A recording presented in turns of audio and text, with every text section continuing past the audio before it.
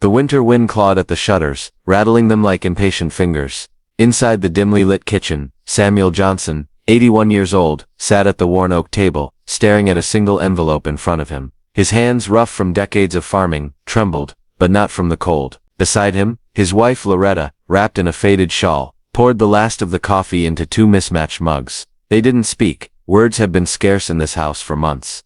2 days ago, their adopted son had stopped answering their calls. Their daughter-in-law's last message had been sharp, almost rehearsed. "We can't keep coming out there, you two need to figure things out." Then, silence. The farm had been their life's work, a patch of stubborn earth in Georgia that they'd coaxed into abundance with nothing but grit, faith, and sun-baked persistence. They'd raised their two adopted children here, taught them how to plant, how to harvest, how to honor the land and each other. But now, those same children had walked away, leaving them to tend to broken fences, dwindling savings, and an isolation so thick it felt like a second winter inside the house. As Samuel finally tore the envelope open, he expected another bill, another reminder of how close they were to losing everything, but instead, he froze. Inside was a letter from a law firm in Atlanta. A single line caught his eye. "In accordance with the last will and testament, you are the sole heirs to..." He didn't finish the sentence. Not yet. His eyes met Loretta's. She didn't know it yet, but that letter was about to dig up a story buried for decades, and force them to choose between forgiveness and justice. Here's what that moment teaches us. Sometimes the turning point in life doesn't arrive with a fanfare. It slips in quietly, sealed in an envelope, waiting for the courage to be opened. And in Samuel and Loretta's case, that envelope would change everything. Before there was betrayal, there was hope. Samuel had grown up the son of a sharecropper, his father's hands permanently stained by soil, and his back bent from labor he never truly owned. By 17, Samuel swore he'd never work another man's land. He saved every penny from hauling lumber, picking peaches, and fixing tractors, until in 1968, he and Loretta signed the papers for a modest 42-acre farm. It wasn't much, rocky, overgrown, stubborn, but it was theirs. Loretta, the daughter of a school teacher, brought not only heart but a sharp mind for numbers. Together they turned that stubborn land into a thriving operation, corn in the summers, pecans in the fall, and collards that locals swore tasted like sunlight had stayed a little longer just for them. Children hadn't come easily for them. By the time they were in their 40s, they made the decision to adopt, a boy first, then a girl a few years later. They poured into those children everything they had ever needed themselves. Stability, discipline, and a belief that hard work was sacred. But the world outside their farm had its own teachings. The kids grew up watching TV shows, where wealth looked like city skylines, not dusty barns. Friends in school mocked their rural life, their second-hand clothes, and the way Samuel insisted on earning your keep. By the time they went off to college, the farm was a place they visited rather than lived. Still, Samuel and Loretta believed they'd come back. They had plans to pass the farm down, to see their grandchildren running between the pecan trees. But life has a way of testing the bonds you think are unbreakable. In the years after, subtle signs appeared. Calls returned later and later, holidays skipped, "I'm too busy" becoming a regular chorus. And then came the request, their children asking if the couple would consider selling the farm. "It's too much for you now," their daughter had said, her tone sweet but urgent. Samuel had refused outright. To him, selling the farm would be like cutting out the last piece of his identity. It was after that conversation that the real distance began. Here's the truth. Abandonment rarely happens in a single act. It's a slow erosion, small dismissals, unmet calls, words left unsaid, and sometimes it's accelerated by forces bigger than family, a culture that teaches the young to value new over old, city over soil, speed over roots. Samuel and Loretta didn't know it yet, but the silence from their children wasn't just personal. It was systemic, shaped by generational divides, shifting values, and a society that too often discards its elders when they are no longer useful. And now, they would have to decide whether the pain of that abandonment would define them, or sharpen them for what was coming next. The letter from the law firm sat on the table for 3 days. Neither Samuel nor Loretta opened the envelope again. It was as if the truth inside was a snake, something that, once let out, couldn't be put back. On the 4th morning, Loretta broke the silence. "Sam," she said softly, "what if this isn't good news? What if it sets just one more thing to take care of?" He didn't answer right away. His mind was already running, wondering if the letter meant a distant relative had died, or if it was some scam. But there was something about the wording, something formal, weighty. That night, lying in bed, Loretta stared at the ceiling. The farm was quieter now, no laughter, no slammed doors, no smell of cornbread from the kitchen when the kids visited, just the echo of a life they'd built for people who'd chosen to walk away. She remembered the last time Selwood spoken to their daughter. The words still stung. "We said we're not your responsibility anymore, and you said we're not ours." That was the crack in her chest, the one no amount of prayer had closed. And here was the fork in the road. They could let bitterness settle in like frost over the fields, or they could see what the letter offered, even if it meant reopening wounds they had tried to let heal. Samuel was leaning toward ignoring it. "We Steph done fine without other people set's money," he muttered. "And if it comes from them, if it has strings, we don't set need it." But Loretta, she wasn't so sure. She felt something deep down, an intuition that this wasn't just about inheritance, this was about truth, and truths once revealed, can't be unseen. Here's what that moment teaches us. Sometimes the real decision isn't between right and wrong, but between staying safe and risking everything for a chance to know. The choice they made that night would determine whether the next chapter of their lives was a quiet decline, or a storm that would change the way people in that county spoke the Johnsons' names for decades. They didn't know it yet, but when they broke that seal again, they'd be stepping into a fight far bigger than they'd ever imagined. When they finally unfolded the letter in full, it read like the beginning of a riddle. An old friend, James Whitaker, had passed away. The name tugged at Samuel's memory. Whitaker had been a quiet man who farmed the next county over in the late 70s. They'd traded tools, shared harvest tips, even helped each other fix fences after storms. But Samuel hadn't seen him in more than 30 years.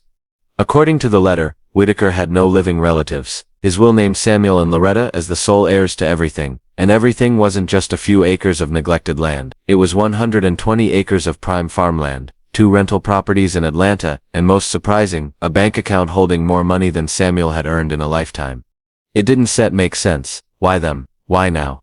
Loretta noticed something Samuel didn't. The lawyer's note mentioned a sealed box in a storage unit, keys included. Whitaker had left instructions that it was to be opened only by Samuel, in person. Here's what their children never understood, what most people in their lives never saw. Samuel and Loretta weren't just hard workers. They were quiet strategists. Decades of running a farm meant they knew how to track patterns, solve problems under pressure, and keep their cards close. Samuel remembered that Whitaker was a man who hated banks, a man who didn't trust many people. If he'd trusted Samuel enough to leave him this, it wasn't random, it was intentional. Which meant, whatever was inside that box, could hold more than sentimental keepsakes. Loretta, ever the numbers mind, started thinking differently too. If the land was theirs, they could leverage it, not just for survival but for influence. And influence, she knew, was the real currency. In a town where old families held quiet power.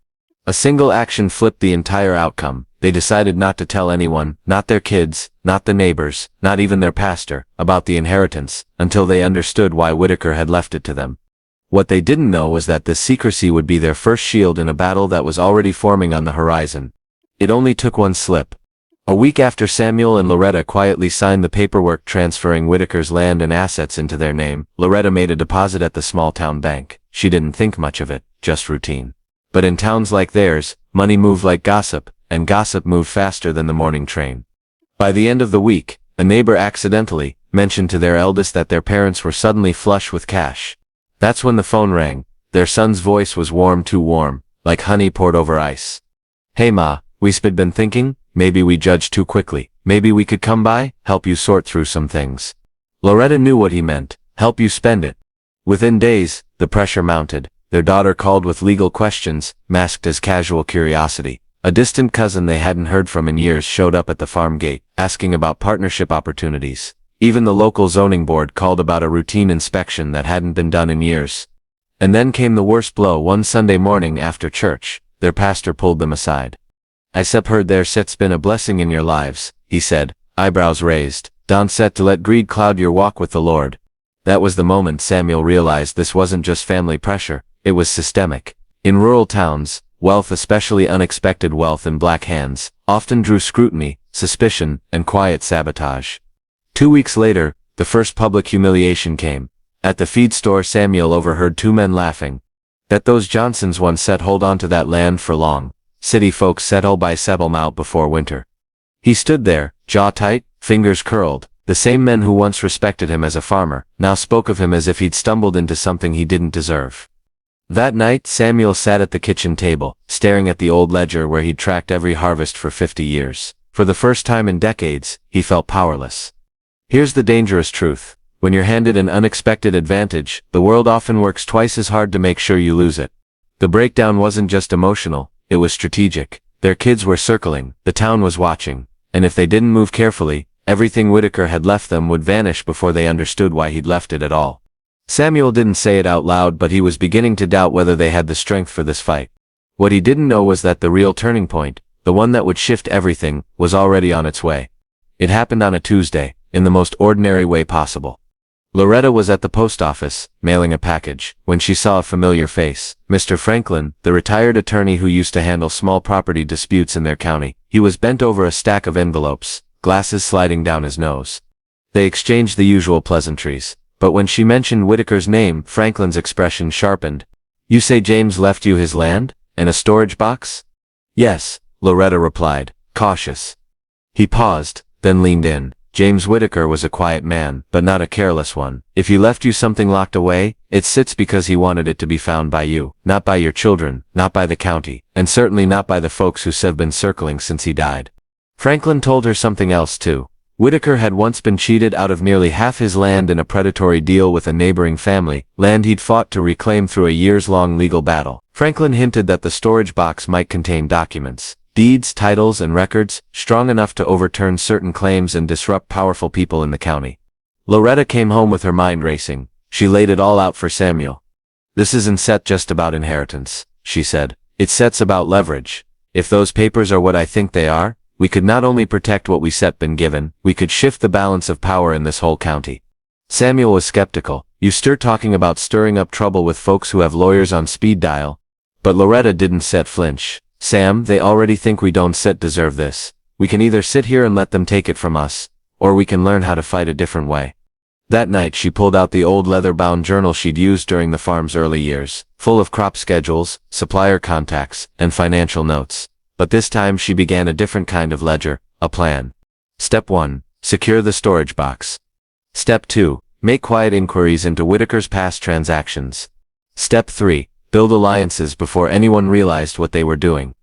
Here's what that moment teaches us. Survival is reaction, but transformation is preparation. They weren't just reacting to the pressure anymore, they were shaping a response that could turn pressure into protection. It was the first time in months Samuel's posture changed. He didn't just look tired anymore, he looked ready. Neither of them could have guessed that once they opened Whitaker's box, they'd find more than legal documents. They'd find something that would make people in town willing to do anything to get it back. 2 days later, Samuel and Loretta drove to the storage facility listed in Whitaker's will. The place sat on the edge of town, half forgotten, with rusted chain-link fencing and a bored clerk flipping through a magazine. Samuel signed the logbook without saying much. The clerk didn't even glance up when he slid the key into the lock. Inside, the air was thick with the smell of dust and old cedar. The unit held only one object, a medium-sized steel box with a brass latch. It was heavier than it looked. Samuel could feel something shifting inside as he carried it out. Back at the farm, they placed it on the kitchen table. Loretta turned the key slowly. Inside were neatly arranged folders, a bundle of old photographs, and a small wooden cigar case.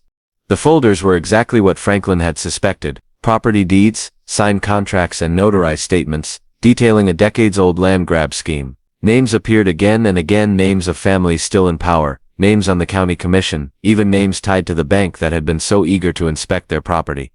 The photographs were equally telling, images of county officials shaking hands over land sales that Whitaker had marked void in red ink. But the cigar case was different. Inside was a single key, smaller brass, with a tag that read simply, Bank of Atlanta, Private Vault. Loretta felt the hair rise on her arms. "This isn't just leverage," she whispered. "This is insurance." From that moment they moved with quiet precision. Samuel didn't confront anyone. He went about his days as usual, mending fences, tending the garden, while Loretta spent evenings on the phone, reconnecting with old friends and trusted church members who owed them favors. They didn't flaunt their inheritance. They didn't speak of Whitaker's name in public. But slowly, almost invisibly, they began to strengthen their position, making small legal moves, shifting ownership records, securing their assets in ways that would make them untouchable if someone tried to force a sale. Here's the thing about a silent climb. No one notices until you're already above them. By the time whispers began that the Johnsons might have something on the county, it was too late. They'd built enough legal and social shields that no one could act against them without risking exposure. Still, Samuel knew this kind of power wasn't the kind you could hold without a challenge. And when that challenge came, it wouldn't be quiet, it would be public. And when it did, The people who once doubted they could keep their land would see the Johnsons in a way they never had before. It started at the County Land Commission meeting. Samuel and Loretta had received a letter disguised as a routine hearing notice, claiming their newly inherited acreage might be subject to a reassessment of rightful ownership. The wording was vague, but Samuel knew exactly what it meant. Someone with influence was trying to lay the groundwork to strip their claim. They could have skipped the meeting, could have let the lawyers handle it, but Loretta insisted they go in person. Sometimes the only way to shut down a story, she told him, is to make the ending public. The hearing room was packed. Farmers, townsfolk, and more than a few faces Samuel recognized from Whitaker's old photographs. On the dais sat the commission chair, a man who had once called Samuel friend when their tractors broke down in the same field. The chair began with formalities, then shifted. "There have been concerns," he said, voice heavy with feigned regret, about the legitimacy of certain property transfers following Mr. Whitaker Sitt's passing. Loretta stood before Samuel could. She carried only one folder, the most damning of Whitaker's documents. Calmly, clearly, she read aloud the notarized statement detailing how two of the commissioners present had orchestrated fraudulent land sales 30 years earlier. The room shifted. Murmurs grew. Samuel stepped forward, placing the photographs on the table for everyone to see, images of those same commissioners shaking hands with developers, dated and marked void. And then the final blow. Loretta produced a signed letter from Whitaker himself, locked away all these years, addressed to whom it may concern. In it Whitaker declared Samuel and Loretta not only his friends, but his chosen protectors, entrusting them with the evidence to expose corruption, if it ever threatened his or their land. For a moment no one spoke, then the chair cleared his throat, and in a voice thinner than before, announced, "This matter is resolved. No further action will be taken." Here's what made it powerful. Samuel and Loretta didn't yell. They didn't gloat. They let the documents, and the silence that followed, do the work. In that room they didn't just keep their land, they dismantled the quiet network that had once decided who in the county could own what. A single action flipped the entire outcome, making the truth public, in the very space where lies had been protected for decades. When Samuel walked out into the crisp evening air, he felt something he hadn't in years. Not just victory, but freedom. News traveled faster than they expected. By the next morning the story was on the front page of the county paper, not about the Johnsons' inheritance, but about the corruption they had exposed. Names that had once been untouchable were suddenly the subject of investigation. Some people avoided them in public now. Old friends crossed the street rather than meet their eyes. But others, farmers, widows, small business owners, came quietly to their door, thanking them for saying what needed to be said, and in some cases, asking for help with their own disputes. Samuel hadn't sought to be a leader, but that's what he had become. A symbol of resistance against the quiet theft that had gone on for generations. Their children called again. This time there was no pretense. Their son asked directly if they could work something out with the new land and properties. Loretta listened politely, then said something she had been holding for months. "This land is part of a legacy now, not just ours but for the community. It sits not for sale." The cost was real. Family relationships remained strained. They received anonymous letters, some congratulatory, others threatening, and Samuel knew that certain people in the county would never forgive them for airing what had been meant to stay hidden. But there was redemption, too. The farm thrived again, not just because of the inheritance, but because of the renewed purpose it carried. They leased parts of Whitaker's land to young black farmers, starting out, something neither Samuel nor Loretta had been able to do when they were young.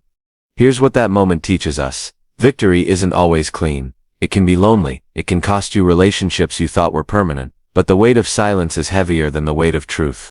By winter Samuel could stand at the edge of his fields and look out over acres that would never again be stolen in the dark. And in that quiet he understood something Whitaker must have known. Sometimes you don't fight for what's yours just to keep it. You fight so the next generation never has to fight the same battle. By the following spring the Johnson farm didn't just look alive again, it felt alive. Rows of green stretched toward the horizon. Children's laughter drifted from the pecan grove, where community events had replaced years of silence.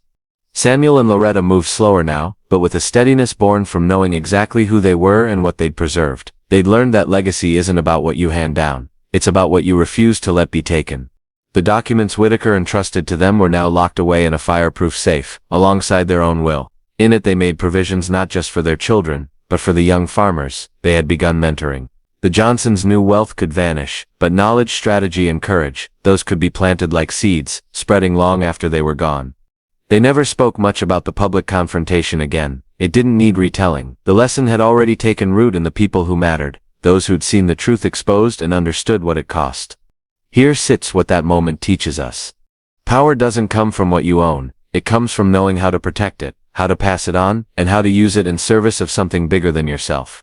Samuel would often say to the young ones who visited the farm, "Don't wait for someone to give you permission to defend what sets yours. Quiet strength is still strength." And Loretta, ever the strategist, would add, "Plan like your future depends on it, because it does." If this story resonates with you, let it be more than just a story. Ask yourself, what is the legacy I'm building, and who will I make stronger by protecting it? Like, comment, and subscribe if this story spoke to your values, and more importantly, carry the lesson forward, because someday someone might hand you the key to a fight you didn't choose, and you'll need to be ready.